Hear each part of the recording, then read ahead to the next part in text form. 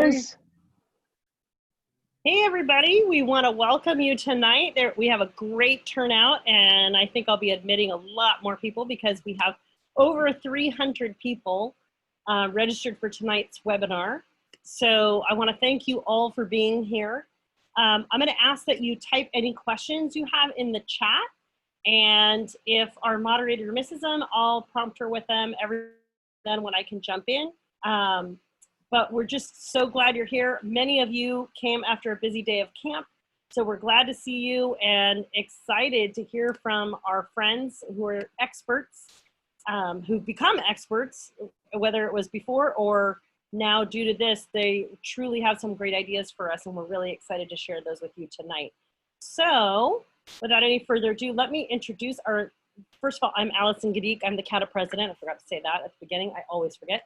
But the really important lady here is Sandy Curlin, who is the CADA Leadership Development Coordinator. And for those folks who are out from Area H, she is the NASSCED California Executive Director. So we are very proud to call her CADA's own. So Sandy, take it away. Welcome to Building School Culture and Creating Community While Distance. And then I scratched out hybrid because of today's breaking news. So apparently while we were at camp, breaking news that LA and San Diego will be all distance learning the entire year. So that was news to us. And also I live in San Diego, so it was the sweeping, like rolling back any of the reopening from, bars, wineries, restaurants, and the most important one, movie theaters. Schools is the most important one. So that one's it. So we're really lucky tonight. We have 3 CADA sponsors who are all here. And I know that most of you know 2 of them well. So I want to make sure that we also meet Johan, who's our newest sponsor. So we have Keith, Houston, and Johan all here today talking about it. And I also realized that this is more of a conversation. So again, if you came to some of the previous ones where the person presented, and then it was this Q&A at the end, this in my dream is just like this lovely think tank where people are just talking and having grassroots conversation. So, but I did also realize that if they don't ever talk, you also don't know who they are. So I realized you're gonna probably recognize Keith and his lovely smile, but I'm gonna call on each of them to just say hello, so you can definitely virtually meet them. And I will say, I'll do my like ASB Castle thing and say, when I introduce you, why don't you tell us something about you that we don't know about you? Because Keith and Houston, we all know you well. What is it that we don't know about you that if we stalked your social media, we still wouldn't know this about you? So Keith, welcome. Oh my goodness, I get to go first, huh? Yes, because. So first of all, you probably know some things about me, but one thing you don't know about me is in the last 20 years, this is probably the first spring that I've ever been home. My wife and I, we have 3 kids, any, many, miny, and it won't be no more.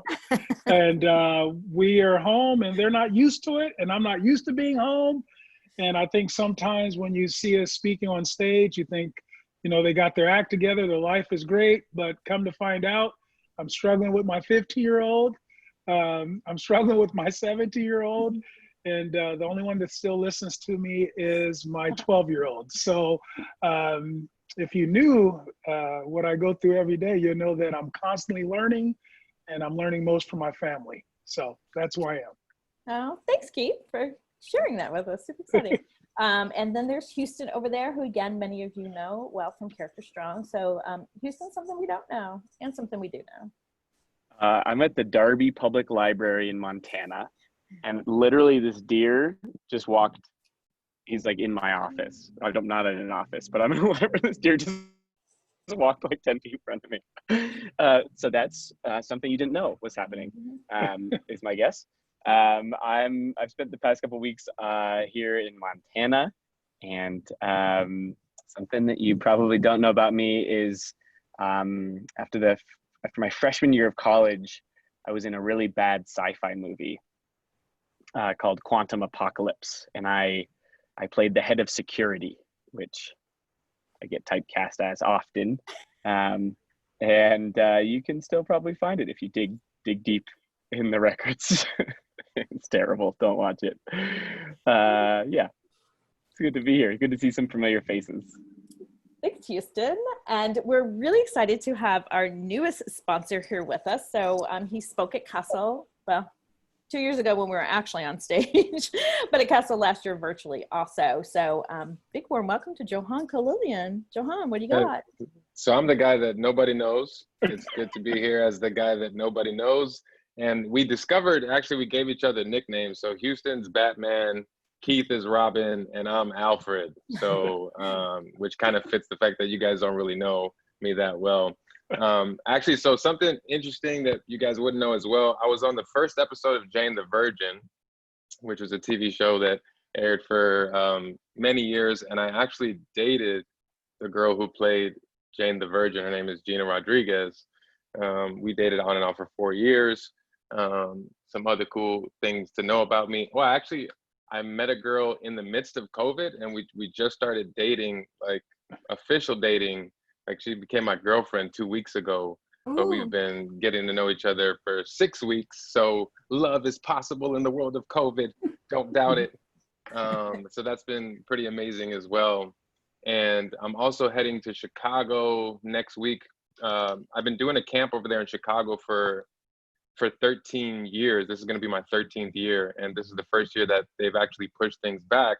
But we're going to do like a social distancing, wearing masks. So Chicago has like a decrease in COVID cases. So they're going to actually follow through with the camp this year in the midst of this like mask wearing, social distancing context over there. So we'll see how that goes. I can report back about that in terms of how that culture was built.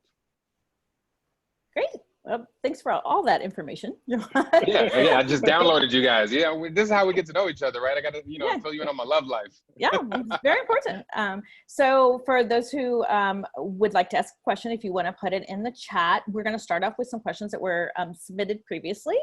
And as we explained to all the panelists, like it's not really going to be like they speak one at a time for a certain amount of time. We're just going to throw the question out there. They're going to chat about it. And then when we're ready, we'll just throw out another question. I have a number of questions that have been submitted previously, but if you all want to put one in the chat, Allison's going to kind of keep track of those as well. So the first question that was sent was, what will be the most important topics to focus on when people return, and how can we do them well? Batman. Houston, go. I was Show going the to slides. Show the slides, Houston. I was going to repeat the question. Yeah. I would love this to feel participatory. And so if people have thoughts on that, like in the chat, let me know what your thoughts are. We've been at CharacterStrong digging into some of the research around what, some really scary research, to be quite frank, that a lot of researchers would suggest that the increase of suicidal ideation and depression is going to spike come fall, especially if we don't come back to any semblance of normal. So for me, inside the work, we're trying to come up with these fun activities and these games and these ways to like be relational. But the researcher on our team, sends stuff like that along, and you realize that the stakes are really high, and that students are going to need to wrestle with really big, challenging thoughts. So internally at CharacterStrong, we're talking about what is the most non-direct way to think about that preventatively.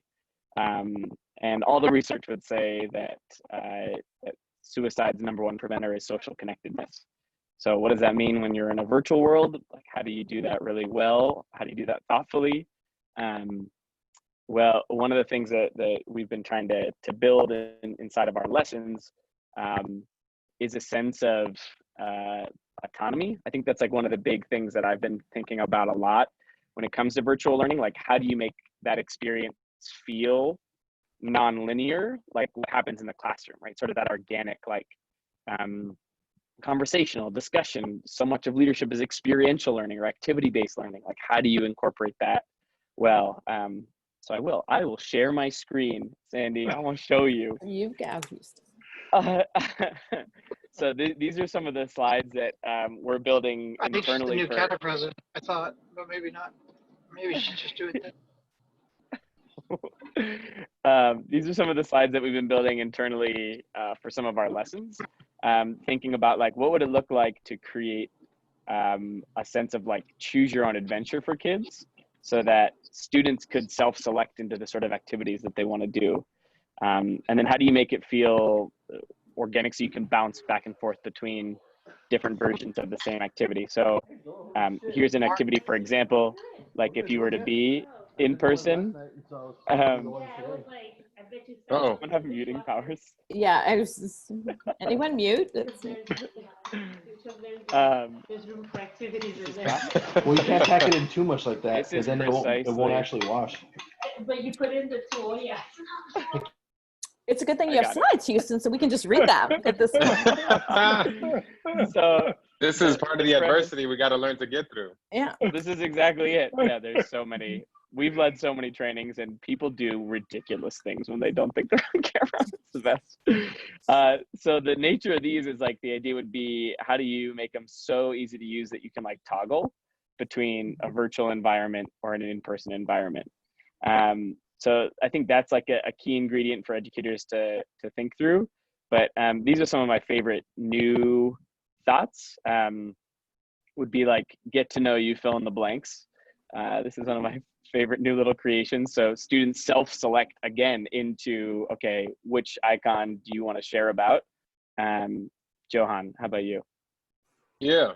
Well, so it's interesting. I'm going to use the context of my relationship. Actually, one of the first conversations that we had as we start this new relationship is, how do we deal with conflict? So to answer the question, I feel like that's one of the things that we don't necessarily equip our kids with well, is and not just in terms of relationships, but the conflict of the world right now. Like, there's so many layers of conflict, right? And we went from COVID to economic crisis to like murder hornets to parallel universe, you know, and then obviously in terms of like the civil unrest and Kanye running for president.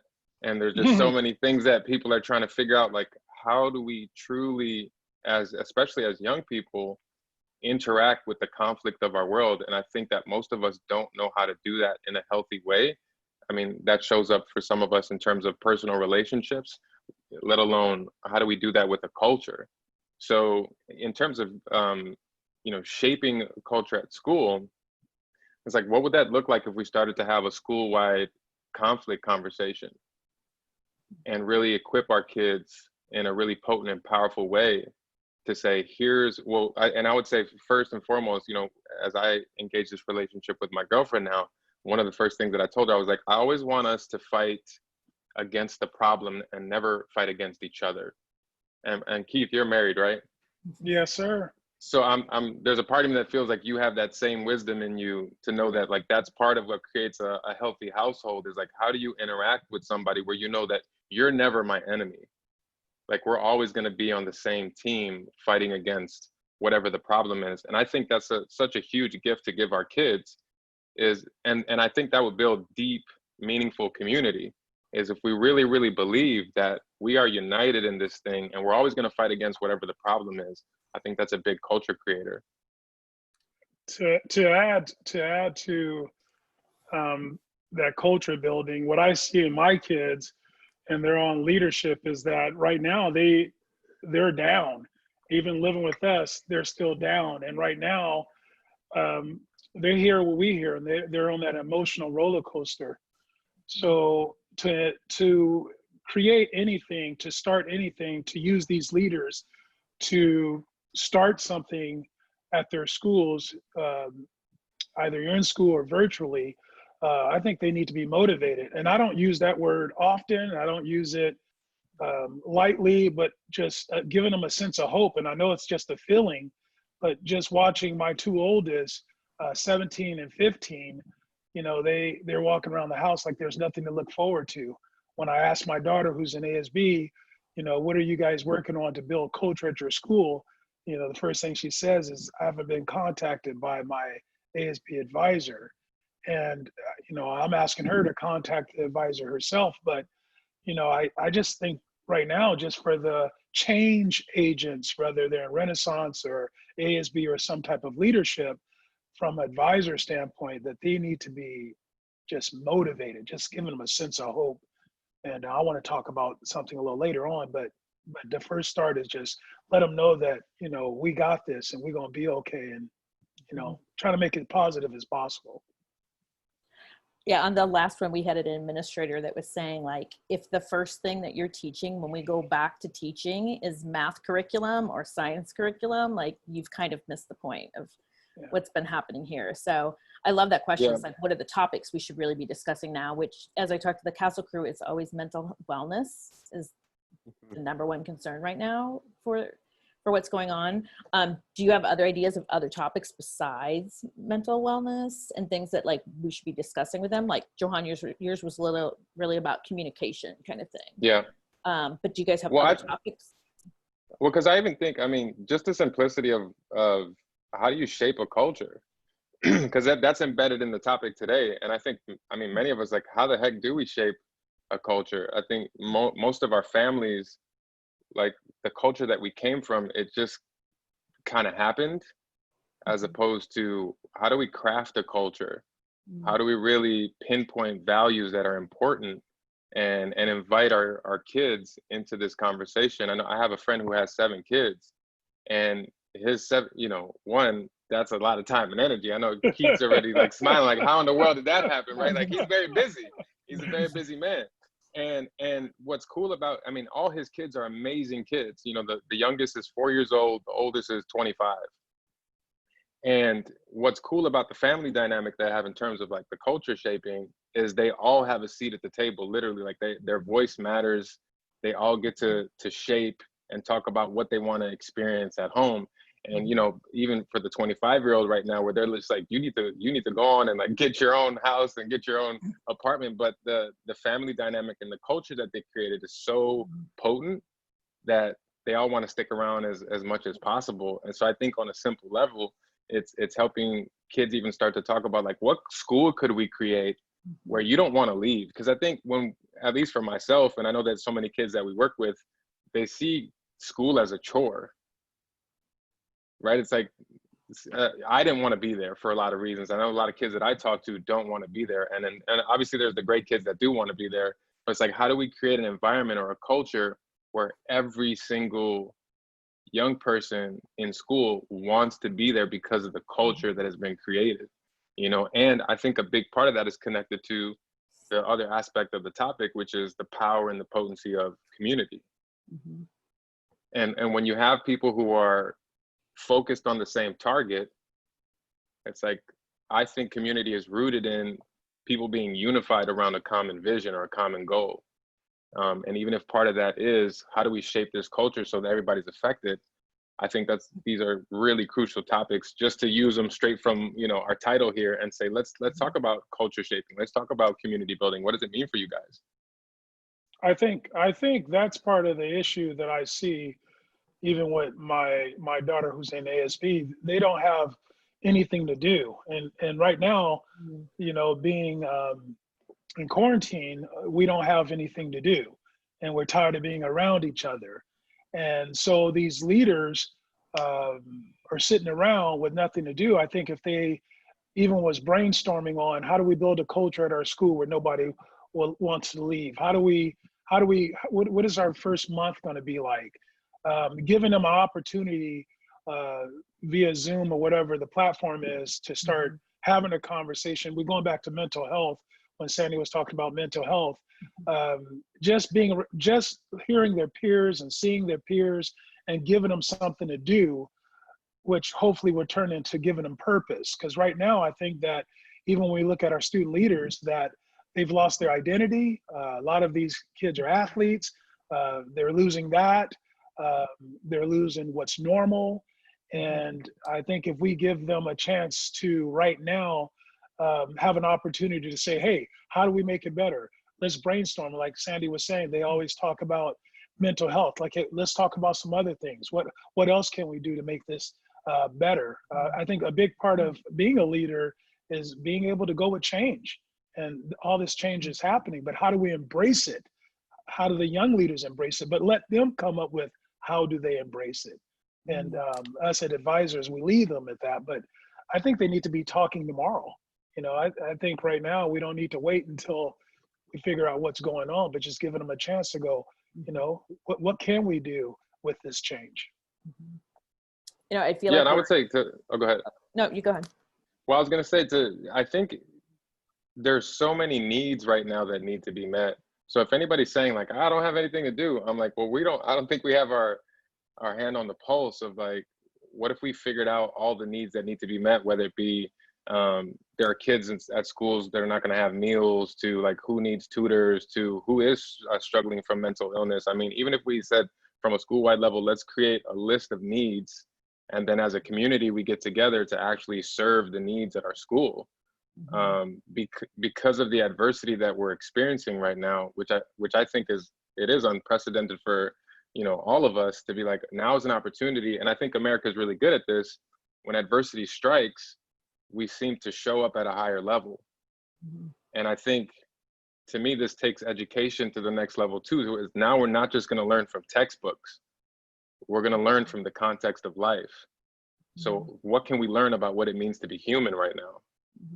What can we learn about what it means to show up for your neighbor, to actually be a teammate with your fellow classmate? I think these are powerful lessons that are connected to the deep needs that people have right now.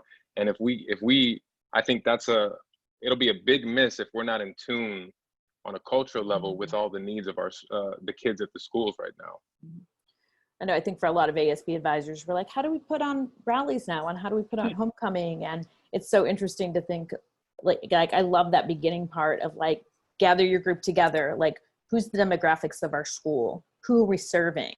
What could we do for them? Like, I've asked many kids, like, what's the demographics? And they don't always know. They don't even know the number of kids that are at their school a lot of times. And I'm like, oh my gosh, we're the student leaders. Like, you're leading this group of people that you really know about. But I would say we're also preaching to the choir, because as ASB advisors, I feel like we are all on board with like, yes, all these things are important, but we also have a faculty that's not ASB advisors. And so the next question I love is like, how do we equip the other adults on our campus to cultivate building this new culture as well? Which I feel like, Houston, you've worked with a lot of other teachers kind of thing. It's like, how do we get everyone on board? Because I, as the ASB advisor, I'm always like marching in there, and then you turn around and like, no one's behind you. Yeah. I mean, I think the always reminder, so many memes going around about Maslow's before Bloom's with students, but the same thing holds true with adults right now. And I don't think if we're not as a staff doing triage and wellness among each other really well, we're going to be missing the boat. And I think there's lots of ways to do that well. And I think that Johan's idea of the needs list is like a really effective one, right? I think leadership shows up most effectively in moments of pain. Like, we have the most opportunity to serve when people are most hurting or suffering. And there's a whole lot of collective need out there. So we're not short on opportunities for help. But sometimes it feels overwhelming to access that help when we're sort of drowning a bit ourselves. So I think of a tool. I've shared this tool before at CADA in different capacities, but I'll share it again because I find it to be a helpful thing for my brain, at least, in terms of like how I think about navigating complicated topics. So I use this like concept in my personal noggin called intersectional thinking, which is like, how do I take a really big, scary thought and break it down into more manageable pieces? And so it's like, okay, if we're thinking about that needs list, which we could just start writing a really long list, and that could start to feel overwhelming in and of itself. So how do we break that needs list down into bite sizes, I suppose, or manageable directed chunks? And so it's like, first, like, let's think about the different categories or even individuals at our school. And there's a whole lot of them when you really start digging into it, all the people that make a school run. And then think about like timing. Okay, what are people going to need 4 weeks out from school? What are people going to need 3 weeks out, 2 weeks out? What about on the first day, the second day? All the collective wisdom would tell us that if you are used to doing the first 48 hours relationally, you should do the first 4 weeks relationally, like scrap the syllabus for the first month. But what does that actually look like? So it's like people meets time. is it that intersection there to me is where a lot of like the meaningful brainstorm around how do we meet needs can happen. So what is the intersection? And to get even more specific, what if we were to think, okay, if we knew people really well, like how are they going to most feel their needs met? So simple example might be, how do I serve our front office staff when we're 1 week into the year and they're not in an actual office with an active service? And that thought process, at least to me, reduces the anxiety of A, just like, how do I help? And then B, what are all the needs? Okay, C, how do I reduce those needs into something that I, as a student leader, can target, that me as a fellow staff member can target? Because what I can do as a student leader for my front office staff 1 weekend is going to look different from the person who's a veteran for 20 years or the administrator of the building. And so we have lots of ideas. We're doing this training about relaunching schools with a focus on relationships. And so we've taken this model and like broken it down into every category and every sort of direction. But to me, that sort of reduces anxiety a bit when it comes to how to effectively, especially thinking about like staff to staff, as an adult in the building, who can I help at this point in the game?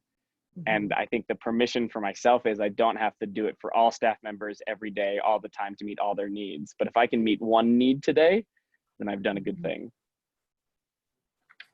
Yeah, and I think what's interesting too is, because I love the specificity of getting even more specific with the question that we're asking.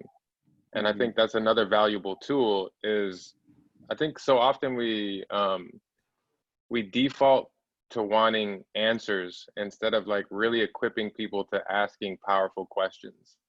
And that's another thing that I wish I had when I was younger, is somebody to help me figure out how to ask the right questions. Because I really believe that if I'm asking the right questions, that's going to enhance the quality of my life.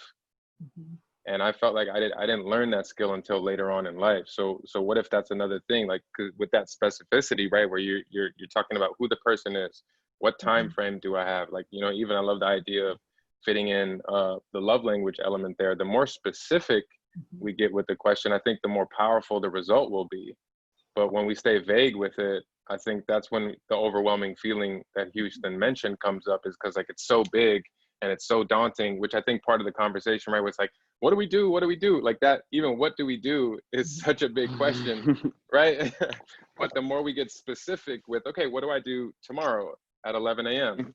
with this specific person in this specific way, now we're going to be able to actually show up and do something that I think is significant. Yeah, I do think one of the exciting things about this for ASB advisors is because we struggle to ever do things that are non-traditional. We love it, but our campus is very used to the narrative that's been in their mind, and it's really hard, where I feel like ASB advisors kind of are those trailblazers that are like, hey, what about this? What about this? And I feel like now we have the chance, because we're like, well, we have to. Like, it's like, sorry, we have to change it. So I feel like it gives us this incredible story to write for our schools for the next year, which is really cool. So yeah. Houston, when Houston was speaking about the love language, just spending time from people to time and love language, what is an example of what we can do with the staff to create that connection that you were talking about? Yeah. So I'll share you back into my screen again. Oh, sorry, brother. No, it's great. This is what it's for. Yeah, so I mean, we've been working a lot to try to build this out in a way that it feels meaningful and serves exactly that need. So one of the trainings we're hosting next week, we're calling the Relaunching Relational Roadmap, and we break it down into all of those circles and then provide stuff for each of those components. So as like an example, we start with a lot of well-being workouts for educators specifically. So like, let's put a focus on the adults in the building first. And so there's like 7 different challenges here. Like we have like workouts that have been created by fellow educators to like put a focus on nutrition, put a focus on movement, to put a focus on sleep, all the things that we know are important that we could easily shirk when we get stressed. But it gets real fun when you get into like the 2 weeks before and you think about the different dynamics, using that model in some ways of like what's happening in a school. So like staff to student, staff to family, student leaders. What are student leaders doing during the 2-week lead up to back to school? And so we have practical ideas built in there. But to more specifically answer your question, let's say it's the first day back. All of these relational dynamics are happening all the time, whether or not we're conscious of them. So how do we be intentional? Well, staff to staff, to answer the question, throughout the day, see if you can send off 5 text messages or emails with notes of specific encouragement. See if you can send a note to each of these 5 people in your school. Person that inspires you to educate better, person that's mentored you, person that's been doing this work a long time, person who's new to your school, and a person you want to learn from this year. So our philosophy with stuff like this is just by offering this idea never guarantees people do it. But by providing the opportunity, we increase the likelihood that people do it. And oftentimes people want to do stuff like this, but they just need the simple framework to put them into action. So now I have a mission, right? Now I have 5 messages to send, and I don't just have 5 messages to send. To Johan's point, specificity drives action. So, okay, who's someone who's inspired me to educate better in my school? Someone comes to my brain, and now I have a person to put the pen to paper with, as opposed to just like encourage each other today. It's like, yeah, that's nice, but I'm overwhelmed with 1,000 other things, and I need something on my to-do list that I can check off, especially during this time where so much is uncertain. I need stuff that's check-offable just naturally to manage my life. And so we've created stuff like this for each of these relational dynamics that are happening on day one, right? Just to increase the likelihood that those relationship dynamics are intentional and meaningful. And then the rest of this just goes into, okay, the first 2 weeks, every day, we have relational strategies oriented towards students, really, for the first 8 weeks of school. That's our goal, is we should be having a focus on relationships every day, even if it's just 5 minutes, to maintain that social connectedness. And I do love the structure, because with Castle, we always say, like, it's like students want to do things, but it's almost like they need permission. You know what I mean? It's like, because if you just go around doing these random things, people are like, that's weird. But if you give them that, like, oh, but it's an assignment, it's permission for you to start practicing. And then hopefully it becomes habit. But I feel like you have to like practice before it becomes more natural for you. Allison, do you have questions from the chat that are going on here? Or I can Sandy, could I add one layer to that? Because I love that statement. Houston, you can do whatever you want. Get it, Batman, go. I love the idea of permission. You know, Brene Brown talks about writing yourself permission slips, which is a beautiful concept. But to go one level deeper, especially with students, I think students need permission.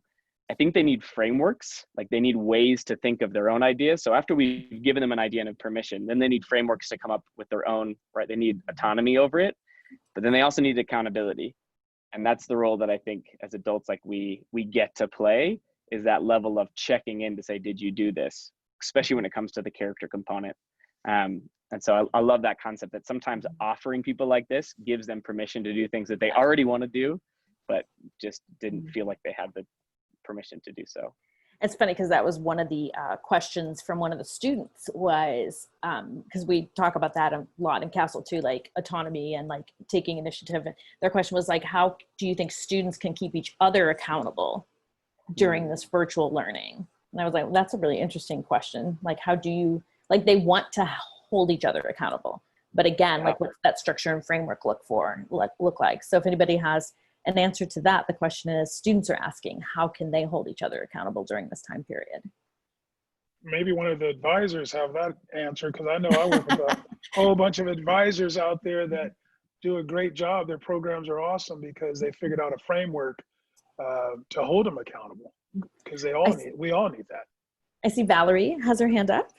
I'm actually going to call out Sarah Cowley on this, because she was talking about keeping, I believe she said, or somebody today said, I thought it was Sarah, that we have accountability partners, whether it's with our staff, or we could even, I was just brainstorming right now as you said that, I could pair students up and have them be accountable to each other. So that could work again with both students and staff, is we have an accountability partner. I love that idea. Is Sarah going to speak up? Hey, Sarah. Hey, Sarah. Headphones are looking awesome, Sarah. What do you got? I'm embarrassed to say I might not have heard the whole question. It's okay. Sorry, I'm a little distracted, but what was the question? So the question was, and this is from a student, how can they hold each other accountable during this time? Oh my goodness. So literally I just had a call this afternoon with kids working on all the videos for our freshman orientation. And I would say that they're doing an amazing job. And I want to give credit to our old friend Micah and his checklist system that I've used for, I don't know how many years now. But to be honest, like, we talk a lot about feedback, right? And being able to give permission to have that kind of conversation. Like, the kids miss a weekly meeting, right away, they know to message me. Hey, sorry, I missed it, right? So, like, again, being clear with those expectations, right? Giving the kids permission to give feedback and give them sentence frames. We worked a ton on that last year, and I know I'm going to continue that work. So, but I just want to shout out to Keith and to Houston. You guys are amazing. It's so great to see you out, and welcome to our new friends. So I know it is Thanks, funny Sarah. that I feel like the mime that I put out on social media is like such a teacher one, where it was like, those of us that are wearing masks these days are also the same people that did the whole group project or whatever. And all teachers put like, yes, yes, yes, that was me. And then I wrote back, I was like, I don't know how we ever became teachers, because if we were those people who always did the work, like, we weren't really teaching anyone or guiding and helping others, but maybe, you know, it was a different time period for us then, because I feel like that's something we kind of all have in common. But yeah, I love, Valerie, the accountability partners. We kind of try to do that with Castle. We have workshop partners, like, go check this with your workshop partner, check up on them, because it is, once you keep divvying it up more, you know, we were talking about like with Zoom, even when you go to breakout rooms and you have less kids, they're held so much more accountable than when you have these like massive Zooms and everyone's there. And, you know, we were like, there's 300 people on Zoom, and Johan's like, can we see 300 people? Like, no, we can't, you know, like, and you can't. So it's really, it is hard to hold people accountable during distance learning during that. So I feel like the breakout rooms are more of like that partner thing. And I love that. Thanks, Sarah, and the shout out to Micah's for the link web people. And some people wrote about that in the chat too. So if you have link or web, that's awesome. Sorry, Allison, did you have a question from the group? I just went back to another question. Yeah, I'm not muted, right?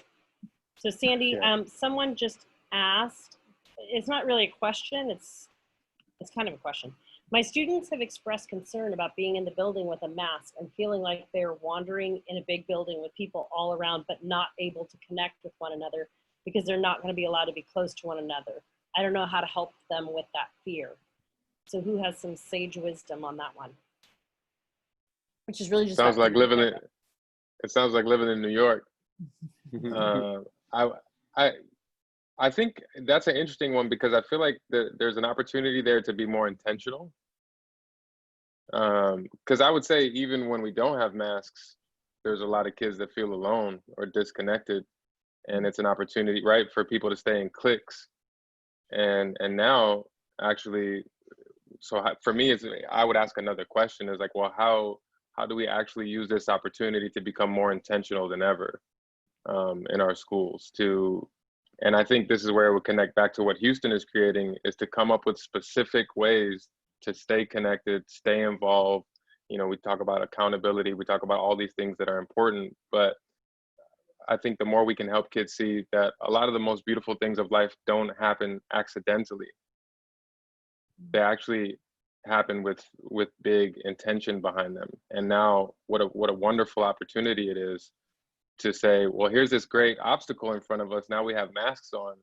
So now let's figure out what's the way to actually, with intention behind us, learn people's names. And can we recognize people just by their eyes? Can we recognize people, you know, by their walk? I think it's a deeper opportunity to actually get to know one another and really, really be connected in each other's lives. And going back to that eyes, you know, we notice with masks, you notice when people are friendly just by looking at their eyes. You notice if they're staring, or, you know, you get that sense of vibe from them. And going back to what Houston was saying about being intentional, I think this is a great time for that. It's not just, my son was talking about, you know, he can't wait to get to school because he's going to have the coolest mask. And, you know, he's all fired up about it. But you can see that when his mask is on, he's full of energy. And for our leaders, just to have that positive vibe, that energy. In California, we say the California hello is when you say what's up to people, but that's all intentional. And going back to habit, you create that habit, and that habit will create you. Not to mention, what you give is what you get back. So I think, once again, we've been talking about this being an opportunity to do great things because the moment is calling for it. And this is probably one of the biggest ones. The mask can be seen as an obstacle, or it can be seen as a challenge, that, I can do something with this and make it better. I think locally, if I love that your son's pumped on his mask, and I think every student should have some opportunity to be pumped on their mask. And so, philosophically, one of the things we talk about a lot is like every student in the building should have a piece of spirit gear, and they shouldn't have to buy it. So how do you make it equitable? How do you make spirit equitable? And you will find people in every community that are willing to sponsor stuff like that. So my only extra piece there, because I agree with everything you guys have said, would just be find that person in your community who's willing to sponsor masks for kids, so everyone has a cool mask. Yeah. And I would say, even it's an opportunity, like, what if we have, names on masks and something, when I was introduced to a lot of you guys right now, so I have to share something about myself that you guys don't know. And maybe that's what we could do with masks, is like, here's the name, here's a little, whatever can fit on the mask that somebody doesn't know. And it's an opportunity to actually connect, and people can call each other by names. It's a different form of a name tag, even though I hate name tags whenever I'm speaking at conferences. But I feel like this is a really cool opportunity to actually have your name on you at all times. Yeah, there's a great book out there about a guy who, I feel like all ASB people have probably read it, about a guy who wore a name tag for a year wherever he went. And the response you get when people know your name is just very different, Allison, do you have other questions from the chat, or I can just ask the group? Yeah, I do actually. I have one that just came up. Okay. Sustainability is going to be tough. How do we keep the enthusiasm going and the relationships going if this is indefinite?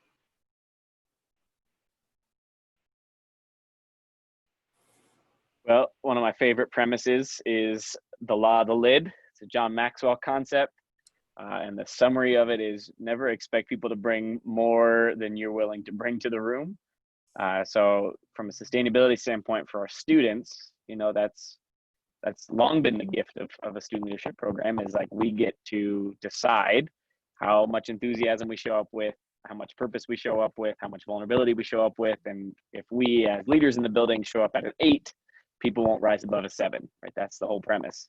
And so I think that's like one of the roles that we get to empower our student leaders with, is like, hey, we're tone setting, we're pacing people for the mile or the marathon or whatever it is. Like, we're running alongside people, and that's our role this year. It's going to look different. And being the cheerleader for them in that capacity, I think, is going to be really important. But I also think that, like, consistency is huge. Consistency. My friend Erin Jones is an incredible educator and equity consultant up in Washington State. And she, for 84 consecutive weekdays, met with the same group of students. And these students are like, from some of the toughest stories you can imagine, people that would not didn't show up to their other classes, but for some reason they were showing up to Erin's. And it's because they had opportunity to have a lot of student voice, have people hear their concerns, and it was ridiculous. It was ridiculously consistent regardless of what was going on. So because everything else in the world is so unstable, creating classroom routines that are deeply stable is one of the most basically low-hanging trauma-informed practices that we could do in a classroom, even if it's virtual. Yeah, I was telling the Castle crew today, I feel like sometimes we confuse like being a really great, hardworking student with a leader. Yeah. It's not quite the same thing. And I'm like, it's great that you turned in this, you showed up on time, you did all these things. I was trying to get them to do something. I was like, but who did you reach out to that did not do these things? Or who did you help along the journey? Because like, I love that you did all these things, and teachers, we all love kids that do things, but it doesn't necessarily make you a great leader. It just means you're a great, hardworking and good student, So like, it's a really hard to distinguish, because I feel like that's what ASBs sometimes look for. We talked about that in the last one too, with all the things that are changing in the world today, what does your ASAP application look like? Is it still like, and you have to have a high GPA and no absences and all these things? Like, where are all those other kids that really are great leaders, but maybe don't fit those qualities that we all thought were so important 10 years ago? You know, time to, like, again, now we have an excuse to change it. You know, where before people like would always fight whenever you wanted to change something. It's like, now we just have this excuse to go, well, it needs to be different now. And then, you know, you can kind of create your own, whatever you want. Sandy, I've got a question. Oh, sorry, Johan. Did you? Well, I was going to say, I think there's a book called Atomic Habits. It's by a guy, his name is James Clear. And one of the really cool things that it exposes is that our habits are connected to our identity. So who we believe we are will shape what we're doing on a daily basis. So when we talk about like something like, is it sustainable? I think the first question for me is, well, who do we believe, again, who we are as individuals, who are we as a community? Because that's going to shape our ability to show up day in and day out. I even think, I'm going back to Houston because he had the beautiful slides that me, him, and Keith all cooked up together as a team. And and me and Allison too. Right, and Allison and Sandy. And it's just knowing that a lot of these things don't expire, but I think what we've fallen in love with new things instead of like becoming people of habit and tradition. And maybe that's a thing that we can help our kids fall in love with, is like, how do we create beautiful habits, beautiful traditions that we do week in and week out, month after month. And I think that sustainability comes from that, because last time I checked, you know, for every meaningful part of life, whether it be like, can you sustain a marriage? Like, you need to get really good at the stuff that is kind of boring at times and start to fall in love with the mundane. I think even in our line of work where, you know, we hit the road, I mean, not in COVID world anymore, but it's like, you know, we're doing the same thing, quote unquote, over and over again. How do we sustain the level of energy that Keith has, because he's on a whole nother level, right? And all of that comes from, I think, the little habits that are connected to who we believe we are, which is one of the great things that I think we can do for our kids right now, is first help them solidify an identity that's connected to the habits that they do day in and day out. And the new habits too. I mean, it's easy to sustain. I think the fear a lot of advisors and leaders have is that it's hard to sustain something that you've never done. You know, you're asked to do something else now. All those traditional things, the rallies and the things you used to do, was easy sustainable because it was tradition and you've done it before. Now you're asked to do something different. You know, how do we wear a mask and still connect with people? And it's kind of, I love what Houston said about John Maxwell, like whatever you bring, you know, they're going to try to reach the same thing. And I'm doing that with my daughter right now. I'm like, you're supposed to be the president next year. And, you know, your level of enthusiasm is a 5, you know, so how is somebody else going to be a 9 if you're a 5? And so, but she's, you know, she's scared because it's not, you know, this is different for her. So it's important to let the students know also that, you know, it is going to be hard, but it's hard because it's worth it. And we can reach this, we can do this together. So I think it's always so hard to re-see something you've already seen before. I think that's really hard. I think like when you haven't seen it before, you're just like, oh, let me create this. But when you've seen what school looks like, it's really hard to re-see it as anything other than what we've been seeing it for all this time. Like my favorite How I Built This, which is a great podcast, is from the Lyft drivers who 5 years in, it wasn't Lyft at the time, 5 years in said, let's just stop. If we started this today, what would this look like? And that's what became Lyft. It wasn't that before. They realized that what they were doing wasn't really working. And so it was like, what would it look like today? So I always think that in life when I'm doing something, I stop and I'm like, if I was really just starting this today, what would it look like? As opposed to like going back. But it's really hard because you've already seen it. I always think that when you're decorating your house, you're like, that picture belongs there. And it's like, no, it's just been there for 10 years. You know, switch it up. And they're like, oh, that doesn't fit. No, it's fine. So another question. Oh, can I just ask this one real quick? We have several advisors that are entering their first year or second year, because last year they got like 1 3/4 or 3/4, or they're just brand new to teaching that are on this call. What advice would you give to them about creating community, knowing that this is pretty foreign and brand new? Just a brand new teacher or a brand new ASB advisor? Just out of curiosity. Okay. Either. because My they're short meeting their my kids virtually my probably. my short answer is I'm looking at the screen and I'm seeing some incredible advisors that, you know, created a culture every day at their school. You know, Valerie Veerman are there, and Sarah and Linda Cooper, and just all these advisors.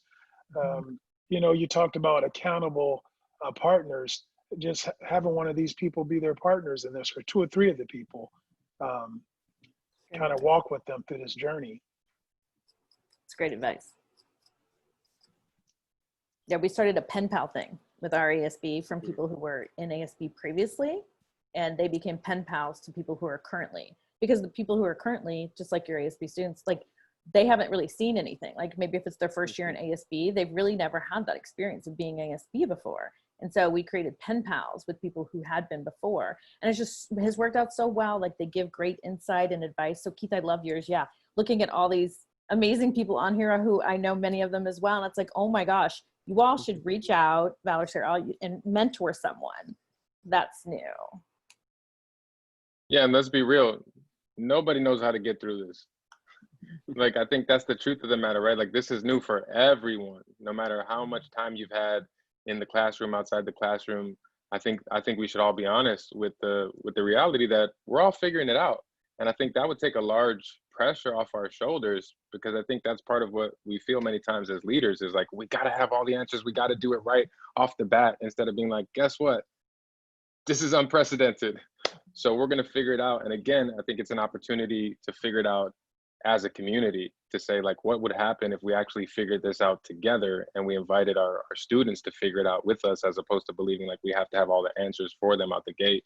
I think the more ownership that they have with us, I think the more on board they're going to be with the culture shaping that we're creating. And thank you to all the people who are now putting in the chat their contact information. So I'm assuming that just meant you're willing. I don't know what that was for, but I just, so anyone who's putting their information out here, I'm like, I'm actually putting all of the area coordinators addresses in here, so that if they know their area, they can reach out to that area coordinator, who can then put them in touch with people who are geographically close to them, or with Zoom, it could even be 100 miles away, but at least it gives them some people to reach out to. Well, and I liked Ryan's suggestion in the chat too. He said, make sure you reach out to your admin, which I think sometimes we move really fast without them. And it's that whole idea of like, you're definitely moving forward as a community. Like, whether you have gotten along with your admin in the past or not, I feel like it's this community of kind of that list of people that Houston put up there earlier. On one of the other calls, somebody was talking about who can advise a club if there's no teacher on campus that wants to advise a certain club. And the administrator on the one said, well, what about one of the people that serves food in the lunch? Like, what about somebody who's the custodian? What about somebody who's the security guard? Like and most of our people have to be certified, but at least add their name to it. And I was like, such a cool way to look at it. Like, it is really that whole community. And I feel like we leave out big parts of our campus sometimes, because we've never seen them in those positions before. Somebody said one time, like, the last person a middle school kid usually sees is the bus driver. It's the first person they see in the morning, and the last person they see at night is the bus driver. What's that relationship like there? So, Houston, I felt like you were going to say something earlier. Sorry, we cut you off. I'll probably always say something, just inevitably. Or show a slide. Yeah. Let me give me my slide. Yeah. I think maybe the simplest direct piece of wisdom would be create a habit of receiving feedback early, and get that feedback from someone at your school you respect, someone you don't respect as much, and from students, and create a system so that you get that consistently. So it keeps you humble, but it also just keeps you like in tune with like, okay, if I want to do this really well, then I need to ask lots of questions. And some of the best teachers, I think, are the ones that ask their students, hey, this week I'm trying to be a better, and you don't have to be just like a better teacher. You can get specific. I'm trying to be better at using slides on a scale of 1 to 10, how I'm doing, and tell me one way I can be better. And maybe 5 students respond, and you get a new insight from a student who's good, or a student who's like, I'm really good at slides if you ever need help. And you like just create partnerships and opportunities and ideas. But I think the grand mistake of teaching is always that we have to have it figured out all the time, and just the best wisdom, the best compliment I ever got from one of my mentors, Tyler Durman. He says, you ask for advice and you actually take it. He says, like, no one else has ever done that with me. I was like, it's awesome. And it's a good reminder of like the power of ongoing feedback. Well, and I think being the teacher that also looks or is approachable. Like I feel like there's those teachers that you're not going to go up to and go, hey, PS, I think your slides could actually use a lot of help, But there's these teachers who you do have these conversations with. So I think it's like, again, as ASB, I feel like we're very used to student involvement. So it's not as a big deal for us. But yeah, I have students all the time that say, like, you talk really fast. And I was like, let me work on that. Thank you. So I guess being open to that, taking whatever it is that you're working on from good to great, like working on that. Yeah. Allison, did you have more questions? I love all these people that say that they're willing to help now. I know there's so many people that are saying they're willing to help. I haven't seen any questions for a while. Does anybody want to raise their hand and ask a question? I'm going through the 8 pages of people right now to see it. I know it's 8 pages. Or the panelists have been so incredible that like we all know exactly how to build school culture and climate, and we're just ready to go out and do that now. Like, wow, that's amazing. Well, maybe I think we did get a question. We did. Kyrie Nels asked, said, Paul Doles, you are so right about taking care of your leaders. I'm in Nebraska, and our school announced last week that we are going back to classes 2,600 in our school 5 days a week. I told my leaders today that we need to be prepared to understand that we will probably not have our homecoming dance, which is the biggest event of the year, and the main reason many of my leaders join our student council. After I talked about thinking of new ideas to replace it, I had to step back and realize that it is a huge task to ask them as they are losing the experience as well. How do we help these students who have these massive tasks put on their shoulders?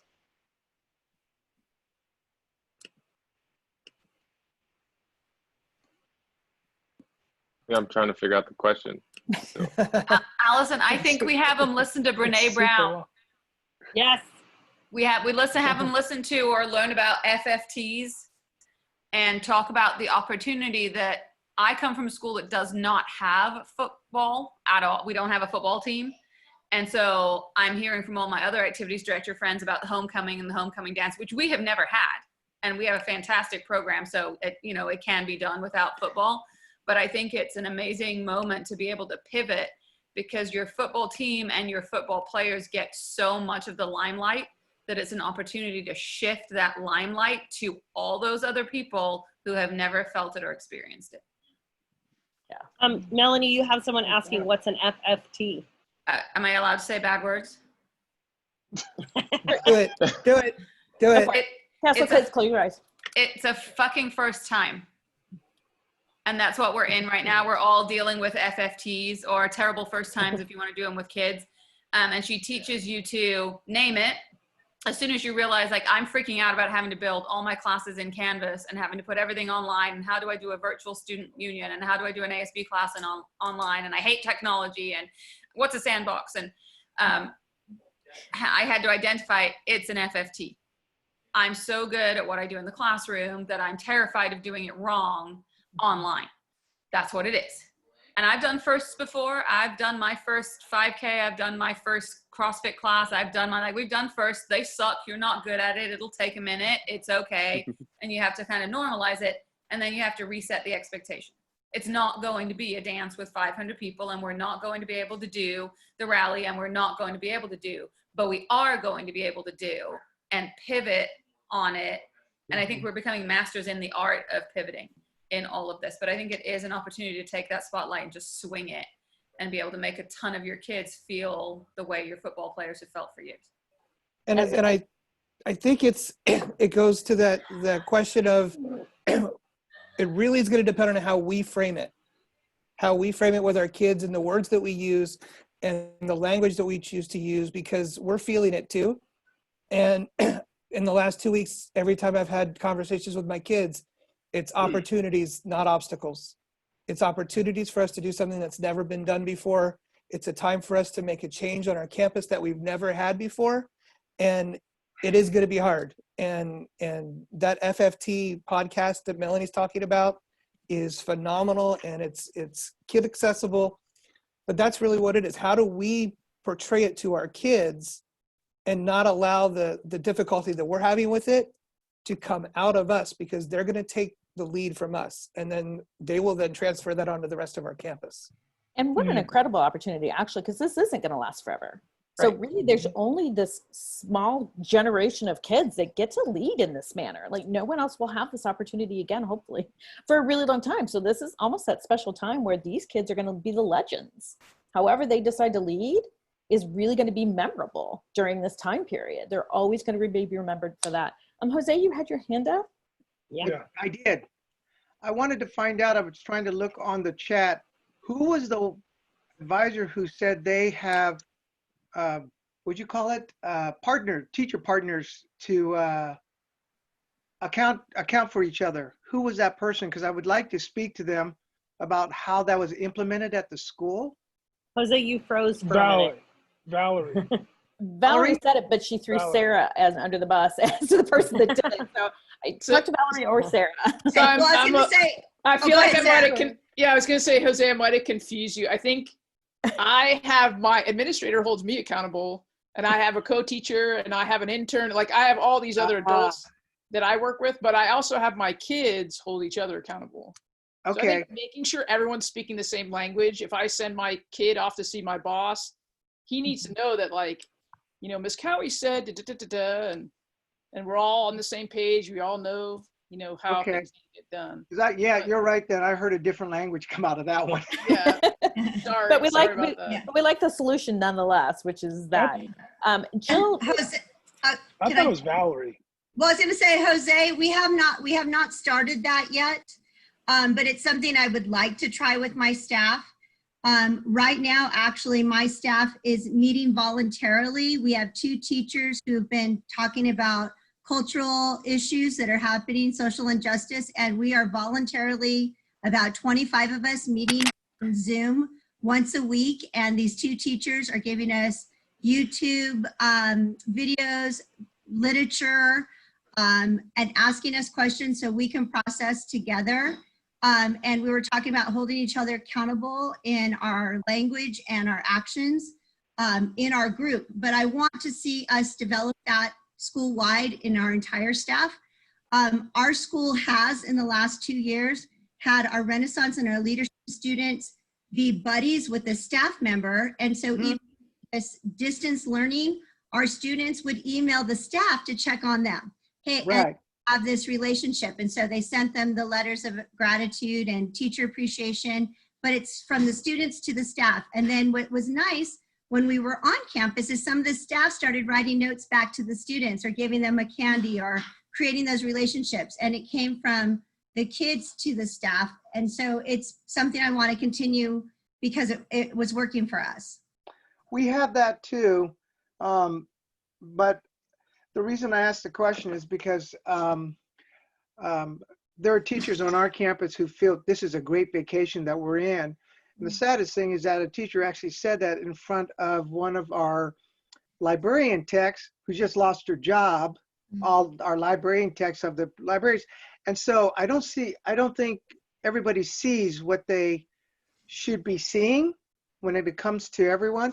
So I just wanted to find out, that's why I thought that Valerie, that you went to Sarah, that there are teachers who account for each other's actions, that we've taken up a level. Sure, students' actions are accountable because that's part of our position, that's part of our responsibility. But I'd love to see it when, like Sandy holds me accountable all the time. And I love that because I know that if I do something wrong, she'll let me know, okay, next time it won't happen. But that's the kind of philosophy, that's the kind of relationship we have. And I wanted to find out if that's what any one of you out there have actually seen or is planning to get started. Well, and I love the idea that the question, Jose, originally came from a student that said, how do we hold each other accountable? So can you imagine a campus where like all the students hold each other accountable? Like that's incredible. And what a weight off of teachers. Also, like we get tired of playing every role. We're the disciplinarian, we're the cheerleader, we're this, we're that. We're like somebody, someone else do the heavy lifting. What's going on? Well, I want to be respectful of time, but what I was going to say is Jill wrote a really sweet question in here, and it was to all the panelists, and she was like, how are all of you doing during all of this, which I thought was really sweet, but also to make it a little more helpful for us in the ending is like, maybe in saying, how are you doing? Like, what advice, Houston, you just said, like, you take advice. What advice did you give yourself during this time period that, like, we feel like if you're a motivational speaker and it's like you're probably talking to yourself, and what did you say that you think would be helpful for us to hear? What did you tell yourself during this time, and what have you done during this time? Okay, that's all the time we have for today. So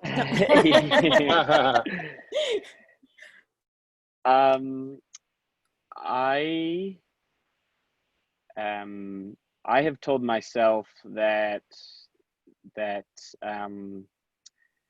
purpose ignites creativity for me personally, and so really clarifying purposeful work, and it's really a gift to have a team that I work alongside where we talk daily, and we come back to purpose literally every day over Slack or over Zoom, and I think, yeah, this has ignited a fire in me of like, how do we creatively make this new and different and better, and when things are all, when the fire burns down the forest, it grows back bigger. Like, that's how it works.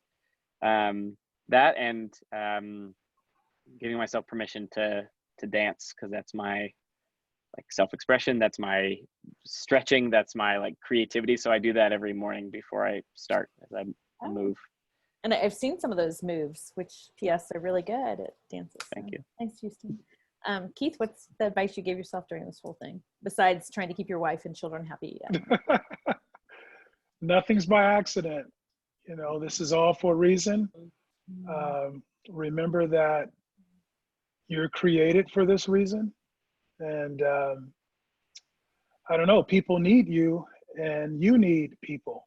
I think it's easy to get caught up with people need you, but you got to be strong for everyone else, and you have to be strong for those you care about and people you love. But at the same time, it's okay to need other people, and don't walk through this by yourself, not just with your family, but I look at Val and Sarah and Linda, and I mean Allison and you and so many people.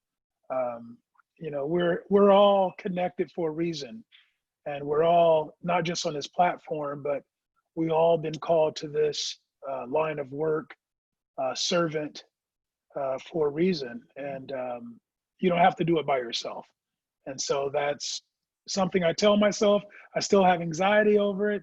I still have that stress about it, but I have to, walk in faith and keep believing in people, that things will get better, and I know I'm part of the solution. This is why you're a CADA sponsored speaker, Keith. Thank you. Feel better? Yeah, we're all. Johan, what's the advice that you gave yourself during this time period? Well, I love asking questions, and I would say the biggest thing for me is continually asking myself the question, why is this happening for me? Because I think most of us, well, I would say for myself, there are times where I'm asking the other question, which is more of like a victim-y question of like, why is this happening to me? And like my fist raised to the heavens type of situation. But what I've experienced in the midst of this very strange reality that we're living in right now, everything from grieving, I could see the last time I grieved deeply was about 15 years ago. And I remember the first month of COVID, I experienced this deep grief, and I just allowed myself to feel it without wanting to push it away or shove it in, into a safe box. And then it is like figuring out, how do I show up as a person who wants to inspire and encourage for other people in the midst of this context, right? Like, what if this is a gift for me and my craft, and how I can be creative to help lead people? And then even what I was sharing early on, it's like, what if I just found my wife in the midst of this? Like, you know what I mean? Like, why is this happening for me? And I think to connect it to what Paul was saying, I do think it's about the frames that we create. I think we need to be mindful of how we're speaking about this time, because that will shape not only what we're experiencing, but what we're inviting our kids into. And so for me, it's a constant check-in to be like, why is this happening for me? Why is this happening for me? Things that I want to ignore, you know, like I said, from grief all the way to love, I think all of it is happening for me, and I get to grow and I get to become a better man and a better leader for it. Thank you. Hey, Sandy, Gabriel Fajardo is the principal at in Indio at Shadow Hills High School. And I just want to share his message that he sent out to everybody. He said, I wish I had nothing but all activities directors on staff. Thank you for the work you all do on a daily. Okay, what lucky activities director works at that school? But, you know, it's true, you guys, 205 people turned out for this tonight in the middle of the summer when you could be outside hanging out with the family in the backyard, barbecuing, doing whatever. These three amazing speakers gave up their evening to share their wisdom with us and just got our heads spinning. And as activities directors do, I think we all see that this is lemonade. This isn't lemons. And we're going to make this an amazing year. So I'll turn it back to you, Sandy, to say goodbye, but they want to share that. Well, that was a lovely goodbye. No, I also just wanted to say thanks, obviously, to the panelists who, you know, this is their job and they do all this for, you know, for the love of just coming to help us tonight. So, which was really kind of them. So I always say, like, time is the most precious commodity. And when someone gives up their time, that's my lovely time, quality time. Like, I think that's amazing. And also just, yeah, big shout out to everyone who came here, which is like, it's interesting seeing all the familiar faces and names, which I'm like, of course it is, because it's the same people that are always trying to do more and more. And it's like, here you are again, you know, asking to be even better than you already are, which is amazing. So thank you, Allison. And Sandy, I forgot to show the slides that have all of their email addresses on it. But all of them are accessible from the CADA webpage. So I encourage you, if you guys want to type in your contact information real quick in the chat, we're going to save the chat with this as well. But these guys are all fantastic and would love to come talk to kids at your school or to share their curriculum or their ideas. And all three of them, I've worked with all of them personally and love each and every one of them and their families. So. And are you going to talk about next week's CADA or next week's webinar? I probably should do that. Darius, I see Darius on the first page. Just don't leave Darius at the end. But go ahead, Allison. That's right. You get your money's worth in CADA. We are going to have another Zoom next Monday night. All of us that have been to camp will probably have toothpicks holding our eyes open. That topic is how to use children's books to teach character and open discussion on our campuses. So Jose Duenas gets a shout out because this was a request of his to have this Zoom. And so we are doing it. Shannon Hurtado and I and Sandy Ginger, our friend from Nevada, will be sharing our favorite children's books on a number of topics: equity, racism, empathy, character building, responsibility. And for those of you that are involved with camp, they're not the same books. We're not going to do any repeats that are being used that Shannon's showing us in the advisor session at camp. So we hope you'll join us back then. The link is already up. And let's say that you're somebody on here, because I see a math teacher on here right now from my school, who I love dearly. And so you may be thinking, well, you know, what am I going to do if I teach math? You can still teach character in any class. And I think it goes a long way, particularly at the beginning of the year. So no matter what subject you teach, we encourage you to join us and be part of that. Shannon shared 4 books today in the camp advisor room, and I ordered 2 of them because I already have the other 2. It's just the best way I know. The cool thing is Shannon usually gets out in her pajamas after all the campers go to bed, and she brings out all these children's books, and that's how a lot of us find out what the good books are that are out now. And so we're still doing it. So And so as we end, Yeah. I would also say I'm always really envious of sports because I feel like it's really easy for them to create this like teamwork. They have all these traditions and they get the big win and they all practice together. My advice moving forward is just creating amazing traditions. And so one of our traditions in Castle, which is why I'm going to have Darius lead it, is like when we get off Zooms, it's always that awkward, like, hey, bye. So we created like a way to exit out of Zooms altogether. But I think the idea is like when you're teaching or with your group, like start creating those traditions, like new traditions. And so this is our tradition to say like goodbye off of Zoom altogether. So the more shared experiences you can create via this way, the better it is. So Darius, do you want to introduce yourself? I just saw you, and so I was very excited. Yes. Hello, everybody. My name is Darius Rognes, and I'm actually going to be an rising senior over at Central Coast New Tech High this year. One of my advisors, Christy Greco, here with me on the call. And so, yeah, I'm so grateful that I was able to be a part of this call and this webinar, just to get all this insight so I can take it back to my campus. And what do you serve on the Castle board? What's your position? Oh yeah, and I'm also a Northern Director this year on the Castle State Board. This is my second year. I'm a part of the board as well. And so these same like things that we're discussing today, like these are the same things that we're really tackling also on the board right now. Well, how do we kind of like tackle things such as digital and distance learning and truly just like serve the delegates as well this year? And so yeah, and so with that, I can go ahead and lead us through one of the Castle traditions that we have, which is ending with a break. And so I'll kind of walk you through it the first time, and then afterwards we can do it all together. So this is what it kind of looks like. So we'll count to 3, and then we'll clap and say break. So this is what it looks like. Ready? 1, 2, 3, and then break. And so then feel free to unmute yourself, and then just go ahead and follow along with me. And then afterwards you can go ahead and just sign off. Unmute. Yes. We're Already? happy to hear everyone. Yes? Yeah. There we go. Alrighty, so we'll start. Ready? 1, 2, 3, break. Perfect. Bye. Thanks, Darius. Thank you, Darius. Good night. Bye. Bye. Good night. We still say bye, even though can't help We're a ourselves. friendly bunch. Yeah.